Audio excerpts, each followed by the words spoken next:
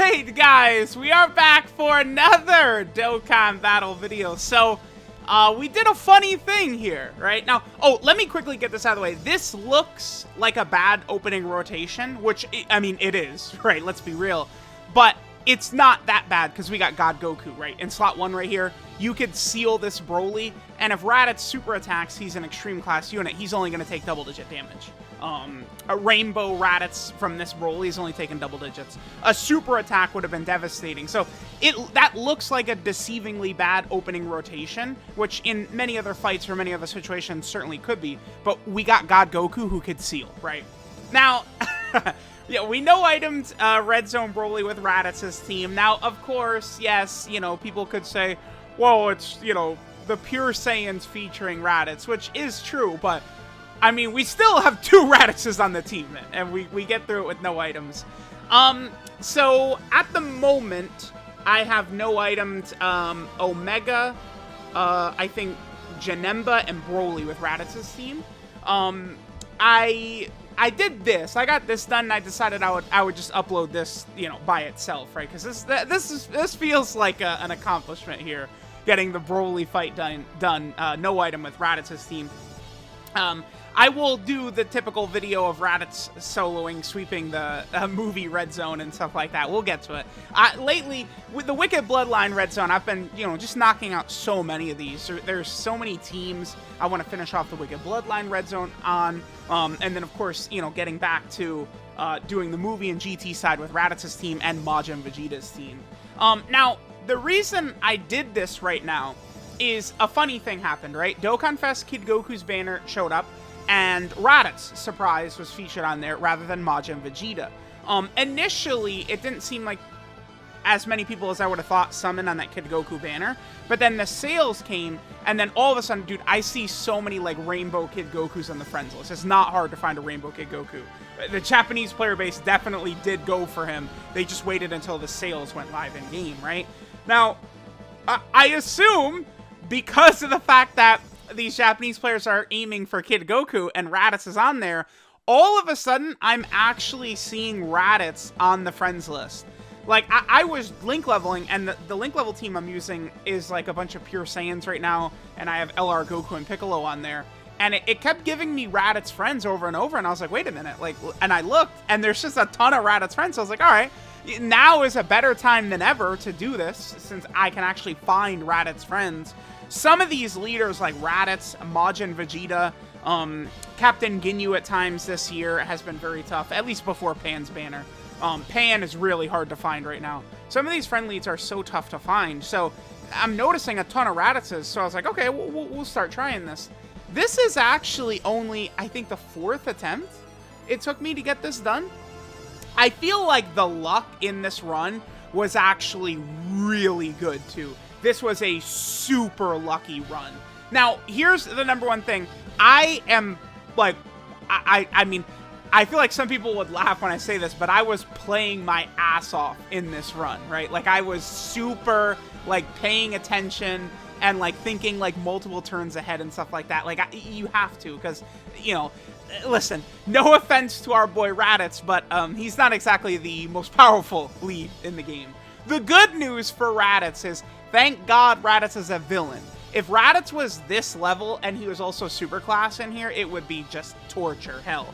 Now, the reason I reset right here, I am actually going to wait to transform with Tech Gogeta until a little bit later, right? We got the Scouter. We saw that Broly was supering right there at the start. God Goku will eat that up like nothing, and I could save Tech Gogeta's Scouter.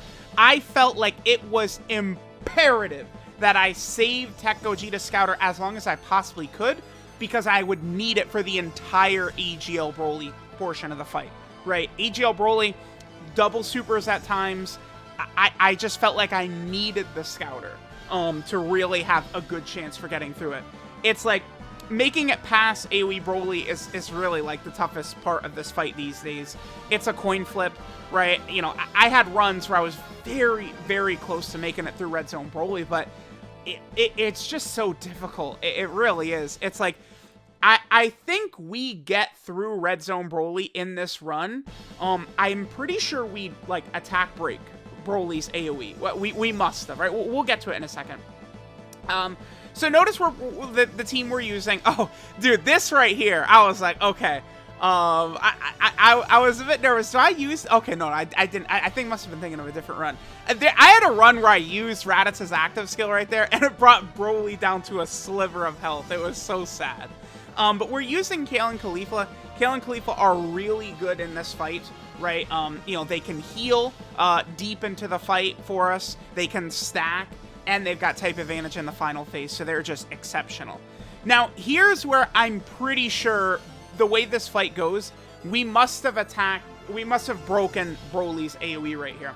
So, Raditz, I mean, he can't survive Broly's super. What a shock, right? Remember, you can't dodge against Broly, so there's no even, like, dodge shenanigans or nothing like that. It's just death. Instant death is what happens. Now, because I don't... like, it seems far enough away that, like, I'm pretty sure the gods probably nullified it. Let me watch this back while we do it, because I just recorded this only a little while ago. But I think the gods right here, we attack break Broly's AoE, and then, you know, by getting at least one turn free where we don't have to worry about his AoE, it just puts us in a really, really good spot, right? Okay, so Raditz. Remember that Raditz can do better damage when the enemy's below 50% HP, by the way. Right, okay, so he got... Does he get a double crit right here? Oh, dude. You know what? I actually think... Okay, so Broly's super's pretty fast afterwards. He might just have not super attacked at all in that last turn. Yeah, now that I'm looking at it, judging by how early in the rotation Broly is supering right here, he didn't super attack last turn, and that's how we got the no item run. So I was confident that we could leave Gogeta's Scouter up right here, and then basically, like, dude, it comes down to this. Carnival Goku kills Broly right here, or we lose. That's it. Boom, we got the additional. Right? If Carnival Goku doesn't additional right here, like, we lose. You know, nothing we could have done. Now we get to this portion of the fight. We have full health. We still have Kefla's Fusion, right? And we have Gogeta's Scouter for 5... We have Gogeta's Scouter for, what, another 4 turns after this? So, like, honestly, as soon as we made it past AoE Broly, I felt good. Because if you notice the team I constructed here, I'm only playing for AGL Broly. My sort of, like, idea with this team build is that if I could make it to AGL Broly, I would then be able to win. Because Raditz, he takes damage from Broly. He takes, I think, about 60k per normal after super attacking. But with the power on this team, with the gods, God Goku, Carnival Goku, right? Again, remember, we have Kefla's heal in our back pocket. With all this around, like, as long as we have the Scouter and Raditz doesn't get caught by the super attack, it's very tough for us to lose from this point on, right? Like, it would... Broly would have to double super, like, the 2nd and 3rd slots, which is very uncommon, right? Like, that's not... If Broly's gonna, like, double super or something like that, typically it's, like, slot 1 and then slot 3, right? By the way, the friend Raditz is also rainbowed, too, which is very helpful for us, because, you know, especially in a fight like this, we need as many stats as we can get. So... I sort of, like, think about this turn for a lot before we actually, you know, kind of like fire off and keep it going. But eventually I decide to put the unfused Kale and Khalifa in slot 1. Now remember, Kale and Khalifa to me, the character, they are very bad. They're horrible, like, the first 2 turns that they're on or something like that. But they can help so much past that. So many people just have blindly written this unit off as terrible, and it's just not the case, right? I have so many runs against Red Zone Broly where Kefla really helps a lot, right? You can use this Kale and Khalifa character in any fight that's got, like, a really tough AGL boss. They're helpful, right? So we got a number of stacks with them early, so they'll take a little bit of damage here in slot 1. Obviously, I had to leave it in Carnival Goku's hands. I would have liked to have gotten the Dokkan attack with Carnival Goku. See, they're only taking 30k right there. That's not, like, that's fine, right? We can eat that, no problem. They'll get the Dokkan attack. They're not going to do much damage here, unfortunately. And I didn't fuse into Kefla, because Kefla gets most of her defense on attack, right? So, to have more start-to-turn defense for that slot 1, I left them unfused. They could get more stacks in, right? And we still... Again, keep in mind, at any point now, we can fuse into Kefla and we heal, right? And then we're going to heal from this Dokkan attack, although Carnival Goku eats this ridiculously. Once we get to AGL Broly, again, you guys can see our luck was very good, right? Like, we weren't put in one of these positions where we got Broly super attack in the start of the rotation and the end of the rotation and doing all this bullshit. It seems like it literally was just a case... Watching this back, it is crazy. We got to AoE Broly. I think the first turn he doesn't super. Then Raditz... Like, we can't lose... Raditz double critted AoE Broly, which allowed Carnival Goku to finish him off on the next turn. Like, it is funny. I don't think you can say, like, oh, this run was Raditz, like, Pure Saiyans featuring Raditz. Raditz actually did get us through AoE Broly, because he double critted, right? He actually did do a lot of damage to AoE Broly, so...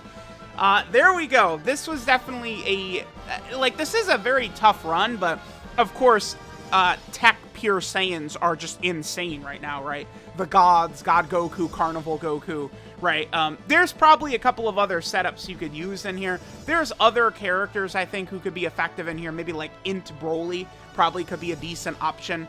I mean, judging by the fact that we made it to the AGL Broly at full health, right? Like, Kefla wasn't even really needed, right? Like, we make it up to this point, and, like, we didn't even have her, like fuse until right now, right? So, there we go. Again, I want to put this up right away because, I mean, this is a fun run, right? No iteming Broly with Raditz. I'm going to do the typical Raditz movie no item sweep, the GT side of things as well. This is good now because now that I got this done with Raditz's team, I only have to do it with Majin Vegeta's team. It's funny, I actually, before I noticed all the Raditzes on the friend lead, I was actually trying with Majin Vegeta's team. I made it to the very end. I was actually one turn away from finishing Broly with Majin Vegeta's team, but LR Vegeta and Goku got caught by a super attack, and that was it. I could definitely do it with Majin Vegeta's team, so I'll have the full no-item sweeps for all these red zones probably coming up throughout the majority of October, I would say. I should be able to get most of these done.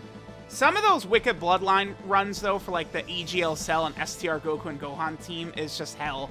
Because both AGL Cell's team and STR Goku and Gohan team needs time to build up. AGL Cell sucks turn 1. Goku and Gohan suck turn... Well, they don't... I mean, you could dodge with them. Cell's team, I think, might actually be the sleeper for some of the hardest fights, believe it or not. But we'll see how things are going to go. But I do think I actually have the tools to no-item every red zone stage with every 200% team, right? Because this... I can't imagine there's a tougher, like, fight than this. Any 200% team against any red zone stage, this has to be the hardest one, right? Either this team or Majin Vegeta's team against Broly. Because Majin Vegeta's good, right? But, like, his team is not really that good, which is the thing. So, there we go. Red Zone Broly, no items. Let me know what you guys think. And I'll catch y'all next time.